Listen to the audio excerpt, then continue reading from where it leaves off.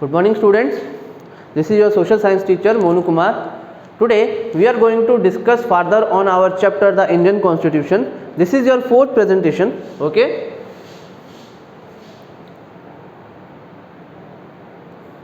So we are discussing about the chapter of the Indian Constitution of civics. So this is the cover page of our fourth presentation, the Indian Constitution, our chapter. Okay, this is the chapter.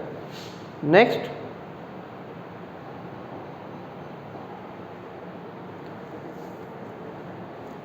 so we have discussed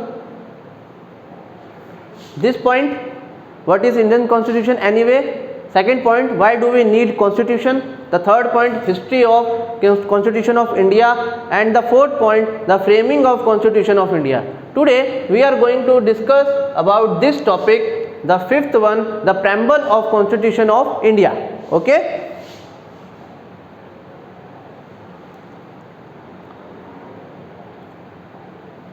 So the preamble of constitution of India. First of all आपके mind में आ रहा होगा कि ये preamble का मतलब क्या होता है. ओके तो मैंने यहाँ पर मीनिंग दे रखा है. देखिए सबसे नीचे देखिएगा प्रेम्बल का मतलब होता है इंट्रोडक्शन, किसी चीज़ को इंट्रोड्यूस करना या फिर उसका इंट्रोडक्शन देना. तो यहाँ पर preamble of constitution of India मतलब कि इंडिया की कॉन्स्टिट्यूशन का एक तरीके से इंट्रोडक्शन दिया जाएगा. ओके सो यहाँ पर क्या दे रखा है, the preamble to the constitution of India is the brief introductory statement that sets out the guiding purpose and principles of the document. तो वो जो डॉक्यूमेंट बनाया गया था इंडियन कॉन्स्टिट्यूशन, तो यहाँ पर उसका एक तरीका का इंट्रोडक्शन दिया जाएगा, गाइडेंस दी जाएगी कि उसके अंदर क्या क्या चीज़ें ऐड की गई हैं. ओके तो first of all we the people of India having solemnly resolved to constitution of India into a sovereign socialist secular democratic republic and to secure all the citizens. तो ये जो लाइन हाईलाइट करके लिखी गई हैं observe कीजिएगा, sovereign socialist secular democratic and republic, ये एक तरीके का मोटो है या फिर एक तरीके का स्लोगन कह सकते हैं हम कॉन्स्टिट्यूशन ऑफ इंडिया का. तो यहाँ पर इसको एक्सप्लेन किया गया है. सबसे पहले देखिएगा जस्टिस के बारे में बताया गया, मतलब कि हमारे कॉन्स्टिट्यूशन ऑफ इंडिया के अंदर ये पहली चीज़ डाली गई जस्टिस का मतलब क्या था, सोशली लोगों को आज़ादी होगी, इकोनॉमिकली लोगों को आज़ादी होगी और पॉलिटिकली मतलब वो किसी भी तरीके की पॉलिटिक्स में जा सकते हैं, किसी भी इंसान को वोट देकर अपना रिप्रेजेंटेटिव बना सकते हैं. इकोनॉमिकली कहने का मतलब वो कोई भी जॉब कर सकते हैं जहाँ से वो अर्निंग कर सकें, और सोशली मतलब वो किसी भी सोशल प्लेस पर जा सकते हैं या फिर सोसाइटी के अंदर अपने हक के चीज़ों को ले सकते हैं और अपने हक से वहाँ पर रह सकते हैं. Liberty, second point, liberty of thought expression belief faith and worship. Liberty मतलब आज़ादी किस चीज़ की होगी, थॉट्स की, कुछ भी सोचने की आज़ादी होगी इंडिया के अंदर. इंडिया का कॉन्स्टिट्यूशन आपको ये अधिकार देगा. दूसरा एक्सप्रेशन, आप अपनी चीज़ों को, अपनी भावनाओं को एक्सप्रेस कर सकते हैं. आप जो सोचते हैं समझते हैं वो इंडिया के अंदर किसी भी इंसान को कहीं भी जाकर बता सकते हैं. बिलीफ, आप किसी भी चीज़ पर बिलीफ रख सकते हैं, किसी भी भगवान को मान सकते हैं, किसी भी धर्म को अपना सकते हैं. और वर्शिप, किसी भी भगवान की पूजा कर सकते हैं, कोई आपको नहीं रोक सकता, ये आपका अधिकार होगा. थर्ड पॉइंट आता है equality of status end of opportunity. आपके पास एकता का अधिकार होगा. एकता का अधिकार किस चीज़ों में, स्टेटस में, मतलब कि आप जो भी कमाई करेंगे या फिर आपकी कमाई ज़्यादा होगी या कम होगी, आप पुअर हो गए या रिच हो गए, आप ब्लैक कलर में हो गए या फिर आप वाइट हो गए, तो आपको इक्वालिटी होगी कि आपको देश के अंदर एक बराबर इंसान और सबके बराबर अधिकार दिया जाएगा. जितना एक अमीर के पास अधिकार होंगे उतने ही एक गरीब के पास भी होंगे. अपॉर्चुनिटी, आपको भी वो बराबर अपॉर्चुनिटी दी जाएंगी जो कि हर इंसान को मिलती है. अगर आप एजुकेटेड हो और उस लेवल के एजुकेटेड हो तो वो जॉब, वो अपॉर्चुनिटी आपको भी मिलेगी. आपसे कोई बेटर है, वो किसी पुअर फैमिली से है या फिर ब्लैक इन कलर है, तो उसे भी वो अपॉर्चुनिटी मिलेगी. Okay, opportunity and promote among them all, और उस चीज़ को प्रमोट करना, इक्वालिटी को प्रमोट करना. अगर आपके साथ इक्वालिटी हुई है तो आप उसे प्रमोट करें और दूसरों को भी इक्वालिटी प्रोवाइड करें. आप अगर रिच हैं तो दूसरों को खुद से कम ना समझें. इस चीज़ को प्रमोट करना इक्वालिटी कहलाएगा. ओके, अगला पॉइंट क्या होगा, fertility. Fraternity assuring the dignity of the individual and the unity and integrity of nation। तो फर्टिनिटी का मतलब क्या बताया गया है? फर्टिनिटी का मतलब बताया गया कि डिग्निटी मतलब सम्मान, एक इंसान का सम्मान, एक सिटीजन का सम्मान, और मेनली आपके नेशन, आपके देश का सम्मान आपको करना होगा। ठीक है, आप अपने देश के कॉन्स्टिट्यूशन का सम्मान करेंगे, अपने देश का सम्मान करेंगे और उसमें रहने वाले लोगों का सम्मान करेंगे, क्योंकि आप सबको इक्वालिटी प्रोवाइड करेंगे। सबको इक्वालिटी प्रोवाइड करेंगे तभी वहाँ पर क्या होगा, एक तरह से डिग्निटी बनी रहेगी, आपके देश की डिग्निटी बनी रहेगी और आपके देश के लोगों की डिग्निटी बनी रहेगी। आगे देखिए, In our Constitution Assembly, this 26th day of November 1949, do hereby adopt, enact and give to ourselves this Constitution। तो यहाँ पर 1949 में क्या हुआ, 26th डे पर जब कॉन्स्टिट्यूशन बन रहा था, तो 26th डे पर नवंबर 1949 में इस कॉन्स्टिट्यूशन को और ये सारी चीज़ों को इंडिया के कॉन्स्टिट्यूशन में अडेप्ट किया गया, ऐड किया गया। अडेप्ट करने का मतलब क्या होता है, या फिर अडॉप्ट करने का मतलब ले लेना होता है। तो ये सारी चीज़ों को हमारे इंडियन कॉन्स्टिट्यूशन में ऐड कर दिया गया। देखिए आगे, the first word of the preamble, we the people, signifying that power is ultimately vast in the hand of people of India. तो फर्स्ट ऑफ ऑल प्रेम्बल का मतलब यहाँ पे क्या बोला गया कॉन्स्टिट्यूशन ऑफ इंडिया के अंदर? प्रेम्बल का मतलब क्या बोला गया कॉन्स्टिट्यूशन ऑफ इंडिया के अंदर? कि यहाँ पर जो पावर होगी यहाँ पे कॉन्स्टिट्यूशन के अंदर, वो मेनली किनके हाथों में होगी? पीपल ऑफ इंडिया के हाथों में, लोगों के हाथों में होगी, ना कि सोल्जर्स के हाथों में, ना पॉलिटिशियंस के हाथों में, ना ही किसी पावरफुल या रिच पर्सन्स के हाथों में।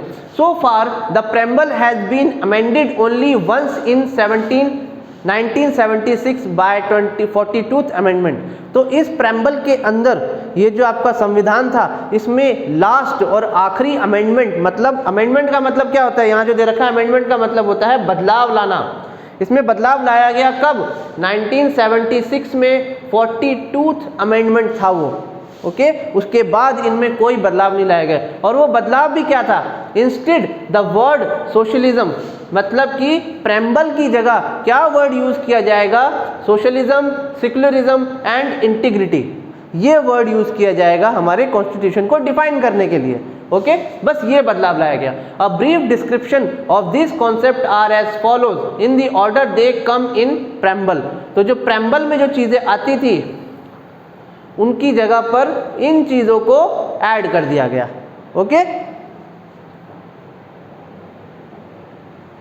आगे देखिए, सोल्विजन का मतलब क्या बताया गया? Sovereign it means free to follow internal and external policies.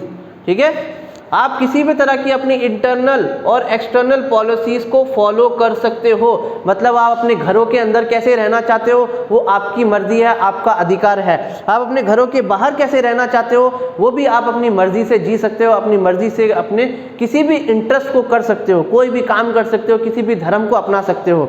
लेकिन आप देश के खिलाफ या किसी इंसान के साथ में कोई गलत व्यवहार नहीं कर सकते, भेदभाव नहीं कर सकते, कानून को अपने हाथ में नहीं ले सकते। लेकिन सोल्विजन आपको यह अधिकार देता है कि आप इंटरनली और एक्सटर्नली अपनी खुद की पॉलिसीज फॉलो कर सकते हो, जो आप अपने खुद के लिए बनाओगे, अपनी जिंदगी के लिए बनाओगे। Secular it means no particular religion is preferred, कि इसका मतलब यह है कि कोई भी एक पर्टिकुलर रिलीजन प्रिफर्ड नहीं किया जाएगा कि सिर्फ हिंदू धर्म को ही माना जाए, सिर्फ मुस्लिम धर्म को ही माना जाए। कई तरह के धर्म होते हैं, हिंदू धर्म होता है, मुस्लिम धर्म होता है, क्रिश्चियनिटी होती है, लेकिन इसका मतलब ये नहीं था कि सिर्फ हिंदू धर्म को ही माना जाएगा। यहाँ पर यह अधिकार दिया कि आप किसी भी धर्म को मान सकते हो और जब चाहे उसे अपना सकते हो। Okay, socialist it means no concentration of power and money, कि जो कंसंट्रेशन होगा वो सिर्फ पावर या मनी पर नहीं होगा। एक्चुअल में पावर किनके हाथों में है? द पीपल ऑफ इंडिया, उन लोगों के हाथों में। तो पावर ना ही पैसे में हुई और ना ही किसी अलग सेंट्रलाइज चीज में हुई, ना ही किसी ऑफिसर के पास, ना ही किसी मंत्री के पास। ये चीज बताई गई और ये सबको समझाया गया कि आप ये मत समझना कि वो इंसान अमीर है या फिर पॉलिटिकली पावरफुल है तो उसके हाथों में सेंट्रलाइज पावर है, नहीं है। Okay. Democratic, it means rules by elected representative of the people of India, मतलब कि जो डेमोक्रेटिक कंट्री होगी इसके अंदर क्या होगा कि जो रिप्रेजेंटेटिव सेलेक्ट किए गए, जो आपके सीएम्स होंगे, प्राइम मिनिस्टर होंगे, मिनिस्टर्स होंगे, उनको सेलेक्ट खुद कौन करेंगे? द पीपल ऑफ इंडिया, वही लोग सेलेक्ट करेंगे और जिनको वो सही लगेगा, जो इंसान उन्हें सही लगेगा, वही आगे चलकर रिप्रेजेंटेटिव बनेगा। Okay. Last, republic, it means no rooms for hereditary rulers और मोनार्च।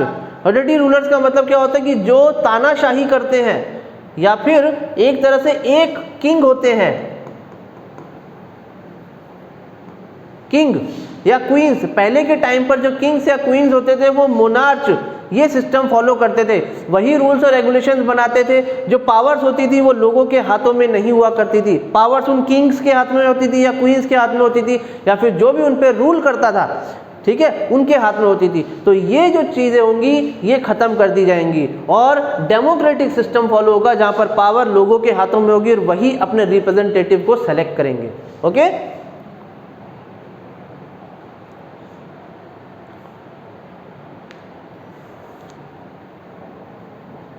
तो बेटा यहाँ देखिएगा ये क्या है, the preamble page along with other page of the first and original book of constitution of India. Original book of constitution of India की ये इमेजेस हैं जो एक्चुअल में ओरिजिनली कैसा दिखता है, ठीक है। ये उसका कवर पेज है, ये उसका पेज है जो इंग्लिश में जिसमें कॉन्स्टिट्यूशन के बारे में लिखा गया है और ये है हिंदी में।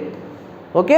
ये दो लैंग्वेजेस में बनाया गया था, जैसे कि मैंने आपको लास्ट प्रेजेंटेशन में बताया था कि वो जो कॉन्स्टिट्यूशन या असेंबली थी उन्होंने दो पेजेस पर साइन किया था, जहां पर कॉन्स्टिट्यूशन हिंदी में लिखा था और कॉन्स्टिट्यूशन इंग्लिश में लिखा था, ताकि हर लैंग्वेज में लोग उसको समझ सकें। ओके।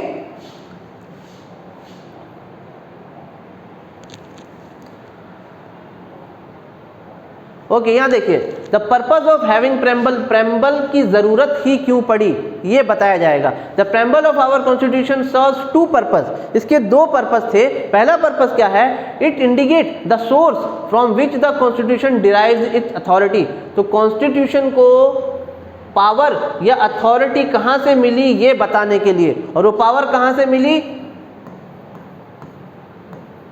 पीपल से, लोगों से। लोग ही वो कॉन्स्टिट्यूशन किन के लिए बनाया गया, लोगों के लिए। और उस कॉन्स्टिट्यूशन के अंदर आएंगे कौन, खुद पीपल्स आएंगे। और उस कॉन्स्टिट्यूशन को चलाएंगे कौन, खुद वो लोग चलाएंगे। वही अपने रिप्रेजेंटेटिव्स को सेलेक्ट करेंगे, उन्हीं के सेलेक्ट किए हुए सीएम्स बनेंगे, प्राइम मिनिस्टर बनेंगे, मिनिस्टर्स बनेंगे और वो कॉन्स्टिट्यूशन को चलाएंगे लोगों के लिए, ताकि उनकी लाइफ में कोई प्रॉब्लम नहीं आए। ओके, पहला पर्पज ये था। दूसरा पर्पस क्या है, it also state the objective which the constitution seeks to establish and promote. ये चीज इसलिए थी ताकि वो इस ऑब्जेक्टिव को क्लियर आउट कर सके कि कॉन्स्टिट्यूशन एक्चुअल में क्यों बनाए गए हैं। ये ऑब्जेक्टिव बताना कि वो कॉन्स्टिट्यूशन लोगों के लिए बनाया गया, उनकी सेफ्टी के लिए बनाया गया, उनकी लाइफ के लिए बनाया गया। वो कॉन्स्टिट्यूशन जो है वो क्यों सीक किया गया है या फिर क्यों स्टैब्लिश हुआ है, ठीक है, उसकी जरूरत ही क्यों पड़ी, उसे प्रमोट क्यों करना चाहिए, ये रिप्रेजेंट करने के लिए। क्योंकि कॉन्स्टिट्यूशन को अगर हम सीख नहीं करेंगे, उसे चलाएंगे नहीं, उसे प्रमोट नहीं करेंगे, तो फिर उसे बनाने का फायदा क्या, उसका ऑब्जेक्टिव क्या है, वो लोगों को कैसे पता चलेगा। ये चीज उसका सेकंड पॉइंट है। Okay, the preamble seeks to establish what Mahatma Gandhi described. Mahatma Gandhi ji जो थे वो डिस्क्राइब करते थे कि प्रेम्बल कैसा होना चाहिए। उनकी खुद की लैंग्वेज में वो क्या कहते थे, the India of my dream, उनके सपनों का भारत या फिर उनके सपनों की इंडिया एक तरीके से, and India in which the poorest shall feel that it is their country. उनका कहना यह था कि वहाँ पर एक गरीब इंसान जो होगा उसे भी ये फील होना चाहिए कि ये उसकी खुद की कंट्री है। चाहे कोई अमीर इंसान हो चाहे गरीब इंसान हो, उसे ये फील नहीं होना चाहिए कि वो किसी दूसरी कंट्री में है, उसकी खुद की कंट्री उसे फील हो। In whose making they have an effective voice, और उनकी एक इफेक्टिव वॉइस होनी चाहिए, क्योंकि उनको अगर बराबरी का अधिकार मिलेगा तभी उनकी आवाज़ ऊपर तक पहुंचेगी और हर कोई सुन पाएगा। Okay, and India in which all communities shall lives I preferred harmony. उनका कहना यह था कि जहाँ पर हर कम्युनिटी हार्मनी से, मतलब कि भाईचारे से रह सके, जहाँ पर कोई भेदभाव नहीं हो, किसी के बीच में कोई लड़ाई झगड़ा नहीं हो, सब मिलजुल कर रहें, उनका कहना ऐसा था। There can be no rooms in such an India for the curse of unsociability और द कर्स ऑफ इनटॉक्सिलिटी।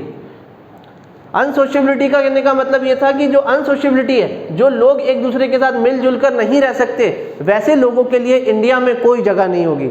अगर वो किसी के साथ भेदभाव करेंगे, गलत व्यवहार करेंगे, बराबरी का अधिकार नहीं देंगे, तो उनके लिए यहाँ पर कोई जगह नहीं है। और दूसरा, इंटॉक्सिकेटिंग ड्रिंक्स। इंटॉक्सिकेटिंग ड्रिंक्स कहने का क्या मतलब था? ड्रग्स जैसी गलत चीज़ें जो लोगों को नशे में रख सकें या फिर उन्हें बराबरी का अधिकार देने से रोके। अगर इंसान नशे में होगा तो वो कॉन्स्टिट्यूशन को कभी नहीं समझ सकता, और वो समझेगा नहीं तो उसे फॉलो नहीं करेगा। और last, womens will enjoy as the same right as man. Womens के पास वो सेम राइट्स हों जैसे कि एक आदमी को दिए जाते हैं। ओके, ये था पूरा उनका statement. So that's all for today. Thank you students.